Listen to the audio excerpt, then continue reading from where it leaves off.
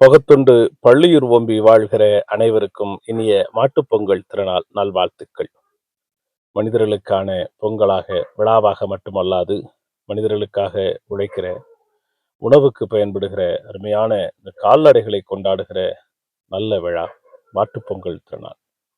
மிகச் சிறப்பாக கொண்டாடப்படுகிற இந்த மாட்டுப்பொங்கல் திருநாளில் நம்மோடு பயணிக்கிற, நம்மோடு வாழ்கிற, இந்த சூழலோடு சேர்ந்திருக்கிற இந்த கால்நடைகளையும் போற்றி வணங்குகிற நன்னாளாம் மாட்டுப்பொங்கல் திருநாளில் நாம் நம்முடைய சூழலுக்கும் இயற்கைக்கும் விலங்குகளுக்கும் ஊறு விளைவிக்காத ஒரு நல்ல வாழ்க்கையை வாழ்வதற்கான உறுதியை ஏற்றுக்கொள்வோம்.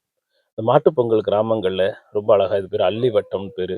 அதுல அந்த கோமியம், மஞ்சள், தயிர் இதெல்லாம் ஊற்றி வச்சிருப்பாங்க. அப்புறமா அந்த மஞ்சள் தண்ணி தெளிக்கிறது, இப்படி ஒரு சிறப்பா விழா நடக்குது. மாட்டுக் கொட்டகை எங்க ஊர்ல இருக்கிற ஒரு அருமையான ஒரு பொங்கல் விழா நடக்கிற இடம். பிள்ளைகள்லாம் அந்த தட்டு, தாம்பாளங்கள், த மேளங்கள்லாம் வச்சுட்டு அடிச்சுட்டே இருப்பாங்க.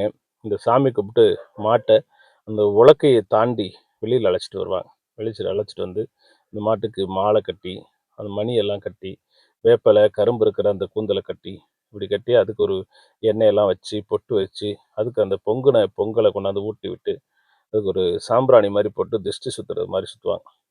ஒரு சட்டியில நெருப்பு போட்டு, அதில புகையெல்லாம் போட்டு பண்ணுவாங்க. இந்த படையல படைச்சதுக்கு அப்புறம் அந்த மாட்டுட்ட குடுத்து, அந்த கால்நடைகளுக்கு ஏத்தாப்புல கால்ல விழுந்து அதுட்ட ஆசி வாங்குறது அப்படிங்கிற வழக்கம் இன்னைக்கு கிராமங்கள்ல நடக்குது. அப்புறமா அந்த சட்டிய கொண்டு வந்து ஊர் முச்சந்தில கொண்டு வந்து வைப்பாங்க. அப்படி வைக்கிறப்போ, அந்த பிள்ளைகள்லாம் அந்த மேளம், தட்டு இத அடிச்சுட்டே வர்றது மாரியா அந்த மாட்டுப் பொங்கல் நிறைவடையும்.